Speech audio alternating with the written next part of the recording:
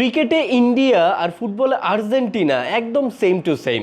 ক্রিকেটে যেমন ইন্ডিয়া যে কোনো টুর্নামেন্টে আইসিসি থেকে অনেক সুযোগ সুবিধা পায়, তেমনি ফুটবলে আর্জেন্টিনাও যে কোনো টুর্নামেন্টে ফিফা থেকে অনেক সুযোগ সুবিধা পায়। ক্রিকেটে যে কোনো টুর্নামেন্টে ইন্ডিয়ার প্রতিপক্ষ যেমন তুলনামূলক সহজ হয়ে থাকে, ফুটবলে আর্জেন্টিনার প্রতিপক্ষ তুলনামূলক সহজ হয়ে থাকে। যেমন গ্রুপ পর্বে আর্জেন্টিনার প্রতিপক্ষ হিসেবে সবগুলো দলই ছিল তুলনামূলক সহজ প্রতিপক্ষ, তেমনি রাউন্ড অফ 32তেও আর্জেন্টিনার প্রতিপক্ষ হতে যাচ্ছে নবাগত কেপ ভার্দে। কেপ ভার্দে না হলেও আর্জেন্টিনার প্রতিপক্ষ হতে পারত উরুগুয়ে, এবং বর্তমান পারফরমেন্স অনুযায়ী উরুগুয়েও কিন্তু যথেষ্ট সহজ প্রতিপক্ষ। বিপরীতে ব্রাজিলকে গ্রুপ পর্বেই মোকাবেলা করতে হয়েছে শক্তিশালী মরক্কোকে, আবার রাউন্ড অফ 32তে মোকাবেলা করতে যাচ্ছে এশিয়ার পরাশক্তি জাপানকে। ক্রিকেটে ইন্ডিয়ার ম্যাচ চলাকালীন সময়ে ইন্ডিয়ার প্রতি যেমন আম্পায়ারের একটা সুনজর থাকে এবং যে কোনো 50-50 সিদ্ধান্ত যেমন ইন্ডিয়ার ফেভারেই যায়, তেমনি ফুটবলে আর্জেন্টিনার ম্যাচ চলাকালীন সময়ে রেফারির একটা সুনজর আর্জেন্টিনার প্রতি থাকে এবং যে কোনো 50-50 সিদ্ধান্ত আসলে আর্জেন্টিনার ফেভারেই যায়। ক্রিকেটে ইন্ডিয়া যেমন